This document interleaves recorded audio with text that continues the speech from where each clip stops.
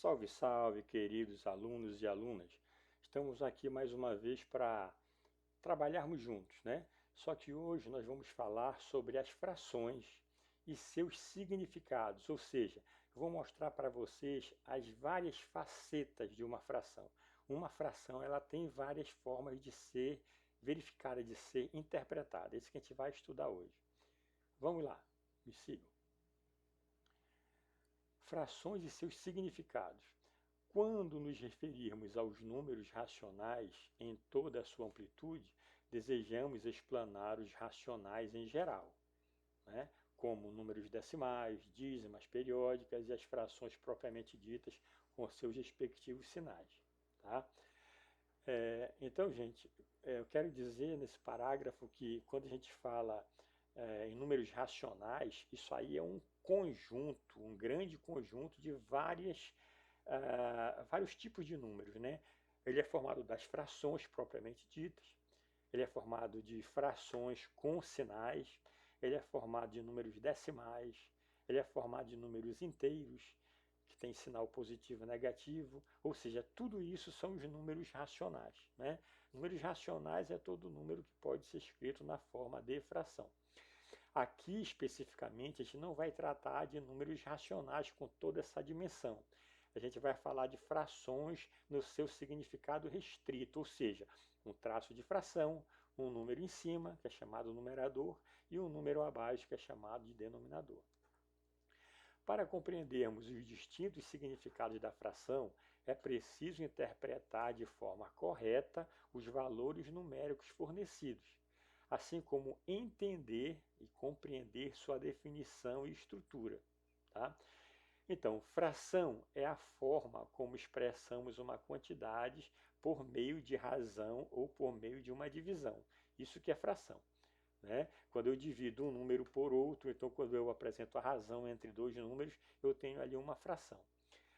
Entre os elementos que compõem essa representação numérica, temos o traço, o numerador e o denominador. O traço representa o símbolo da divisão. O número que fica acima desse traço é chamado de numerador e o que fica abaixo é denominador. Nós temos aqui um exemplo, ó. O traço de fração, um númerozinho em cima, que a gente está generalizando, chamando de A, e outro embaixo, que a gente está chamando de B. Tá? Esse número que fica aqui em cima, que é o A, pode ser qualquer número inteiro, positivo, negativo, zero. O número aqui embaixo pode ser também qualquer número inteiro, só não pode ser o zero, porque se toda fração é uma divisão, não dá para dividir por zero, é impossível, né? Então, a única diferença entre o numerador e o denominador é que o denominador não pode ser nulo, mas pode ser qualquer número inteiro. O significado da fração é determinado de acordo com o que precisa ser encontrado em um exercício. Por exemplo, assim, a pergunta do enunciado de um exercício determina o tipo de fração que deve ser escrito. Tá? Como a fração ela tem diversas facetas, né? Aí você pode se perguntar, tá, mas que tratamento eu vou dar para essa fração? Como é que eu vou enxergar essa fração? Como é que eu vou expressar o resultado dessa fração? Bom, basta você ler o problema, né? Na pergunta que o problema está lhe fazendo, ele está deixando claro ali que tipo de interpretação vai ser dado para aquela fração, que certamente é o resultado daquele problema. Vamos ver aqui algumas classificações, né? Por exemplo, uma fração ela pode ser interpretada como parte de um todo. Tá? Quando a fração é desse tipo, né, o todo ficará abaixo da parte da fração. Né? A parte determina a região de um objeto ou a condição de uma situação. Tá bem? Então, bem claro, quando a fração se apresentar como parte de um todo, o todo ele vai ser o denominador e a parte desse todo vai ser o numerador, vai ficar em cima. Observe o exemplo. Paguei 5 das 12 prestações do meu carro. Ou seja, o carro que eu comprei, eu dividi em 12 prestações. O total de prestações é 12. Mas eu paguei 5 dessas 12, ou seja, do total do universo de prestações, que é 12, eu paguei 5. Então, eu já paguei 5 dozeavos do valor do meu carro. A gente pode ler dessa maneira. Ou pode compreender assim, das 12 prestações do meu carro, eu já paguei 5. Tudo bem? Outro exemplo, em um cubo de 6 faces, todo mundo sabe o que é um cubo, né? É aquele sólido geométrico, né? Que tem 6 faces, um dado, por exemplo, né? Tem a face da frente, a de trás, a de cima, a de baixo e a da direita e da esquerda. Então, em um cubo de 6 faces, 3 já foram pintadas, ou seja, como é que eu represento, né, essa parte pintada desse cubo inteiro? Como o cubo tem 6 faces, o total de faces está aqui no denominador, e já foram pintados 3 dessas faces. Então está aqui, 3 sobre 6, ou seja, já foi pintado 3/6 desse cubo, tá bem? Uma outra maneira da gente ver uma fração é como quociente, tá? Quociente nada mais é do que o resultado de uma divisão. Tá? Nesse caso, com certeza, a fração está fazendo o papel de uma divisão, em que o numerador e o denominador são números positivos. O numerador é o dividendo, o denominador é o divisor. Observe o exemplo, quando a fração é vista como quociente. Ana comprou 12 bombons e quer dividir entre seus 4 amigos. Tá? Então, se Ana comprou 12 bombons e quer repartir entre 4 amigos, né? Então, ele vai dividir, aliás, entre 4 amigos. Então, ele quer saber, o problema é saber quantos bombons cada amigo receberá. Então, está bem claro esse exemplo, que essa fração aqui vai ser uma divisão. Eu vou pegar os 12 bombons e vou dividir por 4. Então, aqui eu tenho uma fração com significado de quociente. Né? Se ela é um quociente, ela é uma divisão, eu posso escrever dessa outra forma também. 12 dividido por 4, isso dá 3. Então, se Ana comprou 12 bombons e vai dividir entre seus 4 amigos, cada amigo vai receber 3 bombons. Muito simples, né? Então vamos seguir em frente. Uma outra faceta da fração, né? Probabilidade. A fração ela pode ser analisada como uma situação de probabilidade. Tá? Ó, as frações desse tipo mostram as possibilidades de ocorrência de determinada situação ou evento. Olha o exemplo aqui. Ao jogar um dado para cima, quais são as possibilidades de, na primeira jogada, obter a face voltada para cima com o número 1? Então, eu tenho um dadinho ali, aquele dadinho ele tem 6 faces, em cada face tem uma bolinha, tem um número, né? Então, se eu vou jogar ele uma vez para cima, o problema é saber qual a probabilidade, né, a possibilidade desse dado cair com a face que contém o número 1 voltado para cima. Então, observa só, a chance desse evento, né, de acontecer é de 1 para 6, porque o total de faces que tem um dado são 6. São as 6 maneiras que a face pode cair voltada para cima, né? São 6 maneiras, 6 possibilidades. Só que, como ele só tem uma face que tem o número 1, então a probabilidade dele cair com a face que contém o número 1 voltada para cima é de 1 para 6. Essa é a probabilidade. Certo? Então, isso é uma outra forma da gente enxergar uma fração, como uma probabilidade, como uma possibilidade de ocorrer um determinado evento, certo? Uma outra faceta da fração é o operador multiplicativo. A fração ela pode vir, né, expressa como um operador multiplicativo. Nessa situação, a fração é utilizada como multiplicador de uma quantidade. Observa aqui o exemplo. Com o exemplo fica bem mais simples de a gente compreender. Antônio adora sorvete, principalmente o de flocos. Como é muito guloso, em um só dia ele tomou 5/8 dos 1000 ml de sorvete. Não esqueça que 1000 ml é 1 litro, né? Ou seja, tinha lá na casa de Antônio 1 litro de sorvete. Então ele tomou em um só dia 5/8 desse litro. Tá bem? Aí a pergunta, calcule a quantidade de sorvete que Antônio tomou. Bom, então aqui a fração 5/8, ela está fazendo o papel de um operador multiplicador, né? De uma quantidade de 1000 ml no caso. Então, se eu quero saber quanto é 5/8 de 1000 ml, Observa aqui em matemática, nos problemas de fração, essa preposição de, do, da, geralmente elas representam uma multiplicação. Por exemplo, 5/8 de 1000. 5/8 de 1000 é o mesmo que 5/8 multiplicado por 1000. E como é que eu multiplico uma fração por um número inteiro? Eu multiplico o numerador pelo número e o resultado eu divido pelo denominador. Então vai ficar 5 multiplicado por 1000 aqui, ó, e o resultado dividido por 8. Só que quando multiplicarmos 5 por 1000 vai dar 5.000. E quando dividirmos 5.000 por 8, você pode fazer isso para confirmar, isso vai dar 625. Ou seja, então Antônio tomou dos 1000 ml, né, de 1 litro que tinha de sorvete, ele tomou 625 ml em um só dia. Ou seja, o que é 625 ml? É mais de meio litro.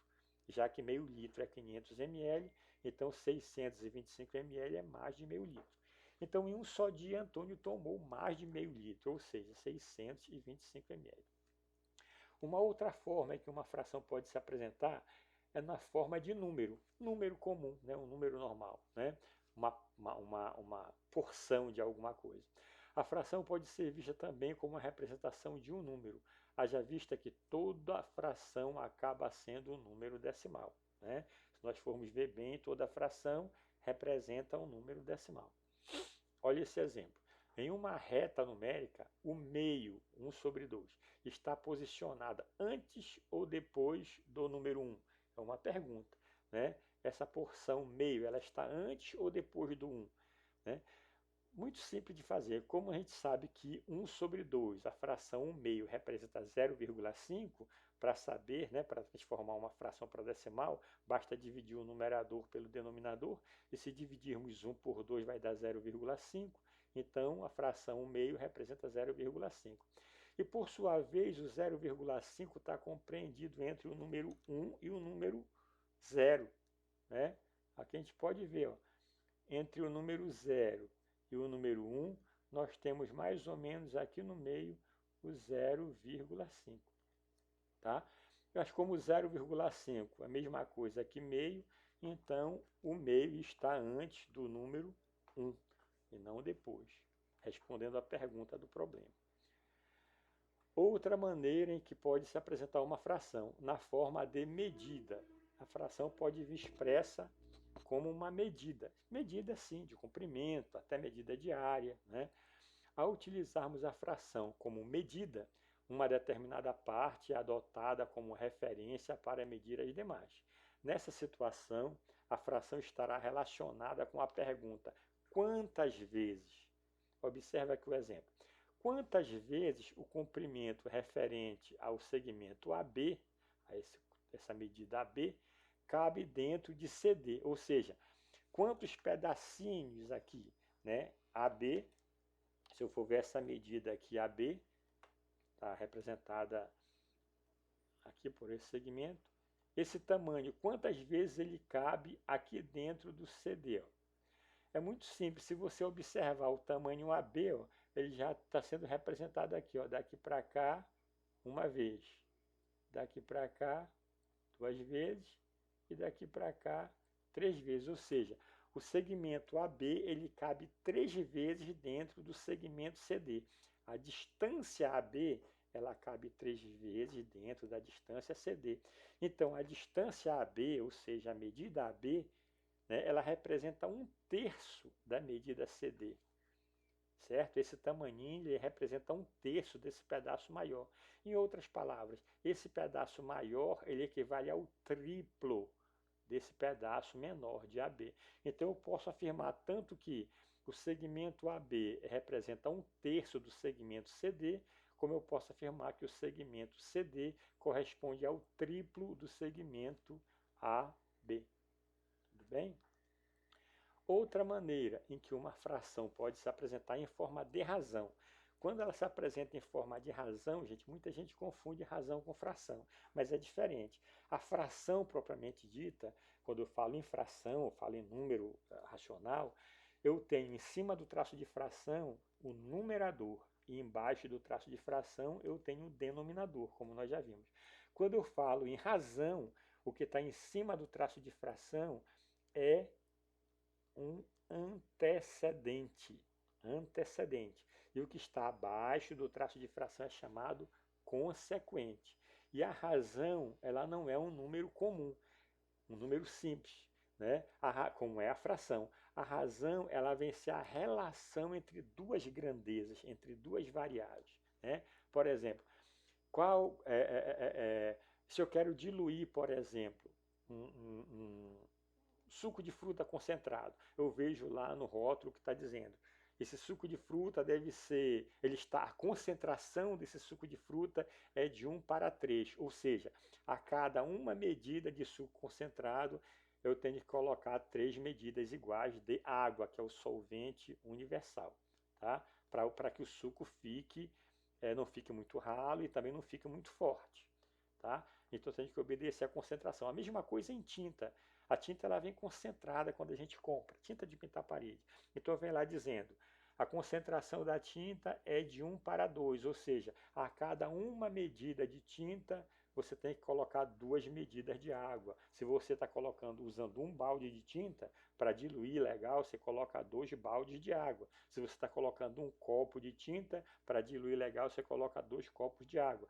Então, é assim que se apresenta a razão, né, como a relação entre duas coisas, duas variáveis. Tá? Olha o exemplo. Em uma sala de aula, temos 12 meninas, mulheres, e 14 meninos, homens.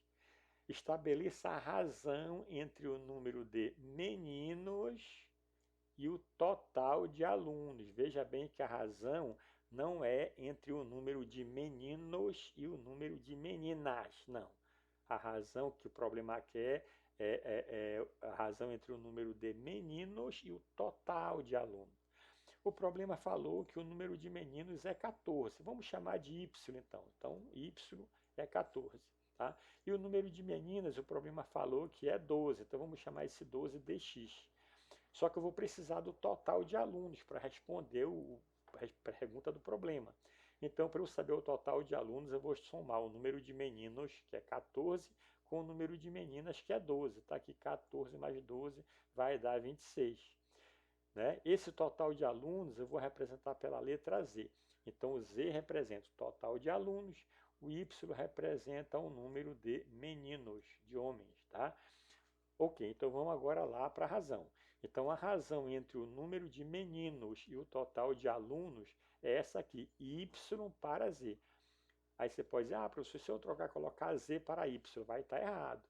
Porque na razão nós temos que seguir a ordem, né? Se o problema está dizendo que a razão é entre primeiro o número de meninos e depois o total de alunos, então o número de meninos vem primeiro. Então ele é o numerador, está aqui o Y.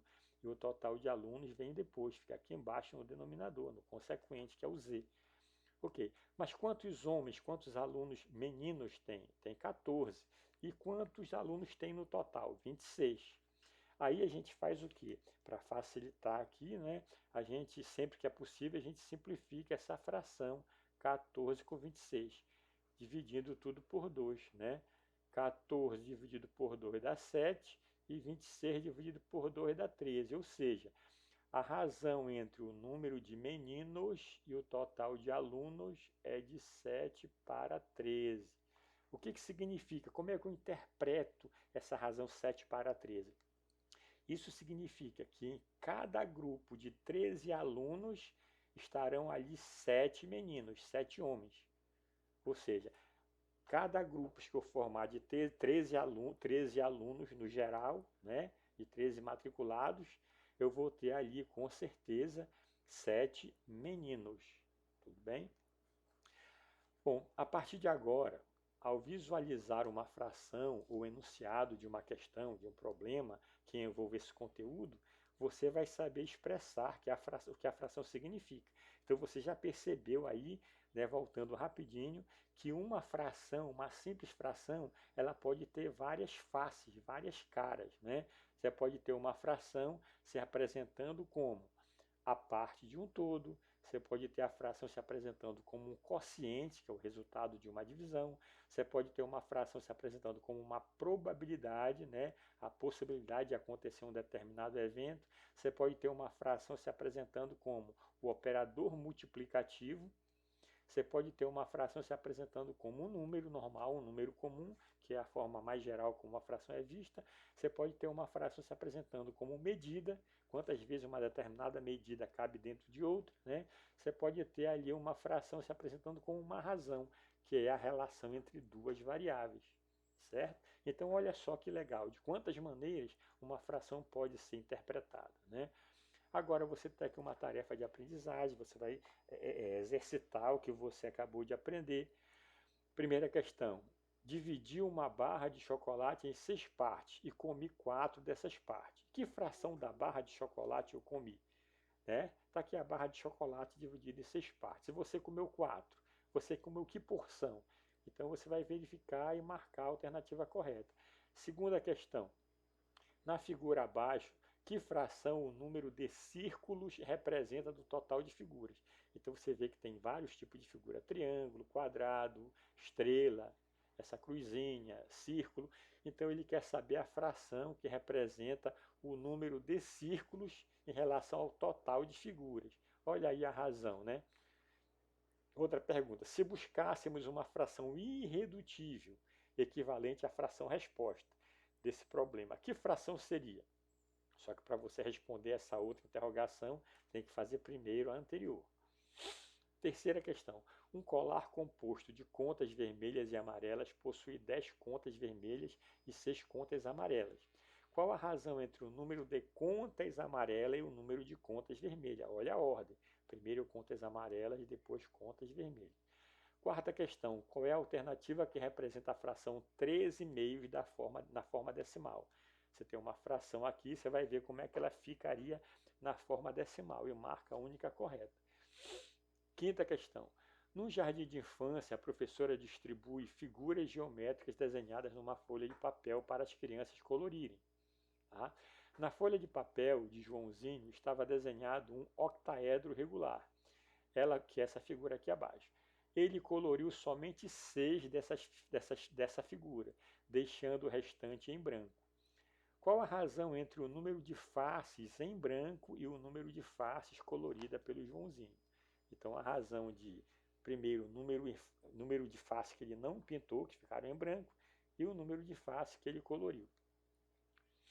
Sexta questão: a Secretaria de Educação de certo município determina que as turmas de todas as escolas daquele local devem ser formadas da seguinte forma: a razão entre o número de alunos especiais, que é os alunos que têm alguma deficiência, né, visual, autista, etc., e o número de alunos comuns, que são os que não têm nenhuma deficiência, deve ser de no máximo 2 para 9. Ou seja, a razão entre o número de alunos especiais e o número de alunos comuns tem que ser de 2 para 9 no máximo. O que significa dizer? Que para cada grupo de 9 alunos comuns tem que ter no máximo 2 especiais, não mais que isso. Tá? Então, numa turma formada por 36 alunos comuns, né? Se a turma foi formada por 36 alunos comuns, quantos alunos especiais no máximo ela deve conter? Essa turma será composta por quantos alunos no total? Depois que eu juntar os especiais com os comuns, quantos alunos vão compor essa turma? Sétima questão: encontre o número cujo 3/5 desse número seja igual a 180, ou seja, 3/5 de uma certa quantidade dá 180. Que quantidade é essa? Que quantidade é essa que 3/5 dela dá 180? Você vai encontrar. Oitava questão: o senhor Juca, o carpinteiro, sabe que o tamanho de seu palmo é exatamente igual a 1/5 de 1 metro. O palmo você sabe, né? Quando você abre a mão sobre uma superfície, sobre uma mesa, a distância entre o seu dedo polegar e seu dedo mínimo, aquilo é chamado de um palmo. Né? Então, aí o seu Juca, ele sabe que o palmo dele é de 1/5 de 1 metro. Se ele for medir o comprimento de um corrimão de uma escada, quantos palmos de Juca caberá no comprimento do corrimão, sabendo que este mede 6 metros? Ou seja, Se o comprimento do corrimão de uma escada mede 6 metros e o seu Juca for tirar essa medida em palmo, usando o palmo, né, a mão aberta, quantos palmos caberá ali naquele corrimão? Nona questão. O comprimento da mochila da Inês equivale a 2/5 de 1 metro. Sabendo que o centímetro é uma fração do metro e que são necessários 100 centímetros para compor 1 metro, então quantos centímetros tem o comprimento da mochila de Inês? A mochila de Inês tem um comprimento equivalente a 2/5 de 1 metro. Então, em centímetros, quantos centímetros vão ser? 10ª questão. Você fez uma atividade de matemática cujo valor avaliativo era de 3 pontos. Seu professor, ao corrigir sua atividade, colocou a nota em forma de fração. Ele não colocou a nota em forma de número decimal. Ele colocou em forma de fração. Então, estava lá na sua prova 7/4. Quer dizer, você tirou nessa atividade 7/4. Então, a pergunta é, essa nota, né, na verdade, que você tirou foi quanto? Foi menos de meio? Foi entre meio e 1,5? Foi entre 1,5 e 2? Foi entre 2 e 2,5? Ou foi maior que 2,5? Não esqueça que a atividade valia só 3 pontos. Tá? Então, faça calcule e marque a única correta. 11ª questão. Roberta recebe a visita de sua colega Ana. Então, ela vai até a cozinha e traz uma jarra de 3 litros de suco. 3 litros equivale a 3.000 ml, tá? De suco de cupuaçu, que é a fruta predileta de Ana. Quando Ana vai embora, no final da tarde, Roberta percebe que Ana havia consumido 3/10 da jarra. Né? Quer dizer, se Ana tomou vários copos, né, que no final equivaleu a 3/10 da jarra lá inteira. Então, que quantidade aproximadamente de suco Ana bebeu? Menos de meio litro? Entre meio litro e 1 litro? Entre 1 litro e 2 litros? Ou entre 2 litros e 2,5 litros? 12ª questão. Se você joga um dado para cima, qual a probabilidade dele cair com a face contendo um número par voltada para cima? Então, o número par não é só o 1, só o 2, não, é o 2, o 4 e o 6, tá bem? 13ª questão. Um baralho comum contém 52 cartas de 4 tipos, né, que são os naipes, né, 4 tipos diferentes. Esses 4 naipes são paus, espada, copas e ouros. Tá? Cada naipe consiste de 13 cartas. 13 cartas de paus, 13 cartas de espada, 13 cartas de copa e 13 cartas de ouro, formando as 52 cartas do jogo do baralho. Com base nessas informações, diga qual a probabilidade de você tirar aleatoriamente uma carta contendo o naipe de copa.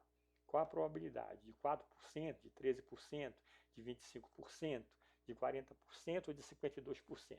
Bem, você vai calcular, vai encontrar a resposta em forma de fração e depois você transforma aquela fração para porcentagem. Não esqueça que você já estudou porcentagem, né, em aulas anteriores. 14ª questão. Imagine que em sua turma há 24 alunos ao todo. No dia dos estudantes, a diretora decide comprar 12 cachorros quentes para dividir igualmente entre todos os alunos de sua turma. Que porção de cachorro quente caberá a cada aluno? Cada aluno vai ganhar 1/4 do cachorro quente, meio cachorro quente, um cachorro quente ou um cachorro quente e meio. Né? Faça o cálculo e marque a única alternativa correta. Aqui estão as respostas, gente. Né? Depois que você resolver as questões, você vai conferir com as respostas. Aquelas que você acertou, ótimo, tudo bem. Aquelas questões que você errou, dê toda a atenção para ela. Refaça de novo e verifique onde foi o seu erro, tá? Para que ele não se repita. Não esqueça que o erro é algo muito importante. Ele ajuda no seu aprendizado. Então é interessante a gente analisar o nosso erro. Tudo bem? Ok, então, não esqueça de dar like, se inscreva no canal, deixe lá seu comentário, tá? E como vai a sua vida? Se ela está ruim, então não esquece, estuda que a vida muda. Se quer que a tua vida fique melhor, maravilhosa, né? Então estuda, que é só através do estudo que a gente consegue melhorar a vida. Ok, valeu, muito obrigado pela atenção e até a próxima. Abraço a todos e até mais ver.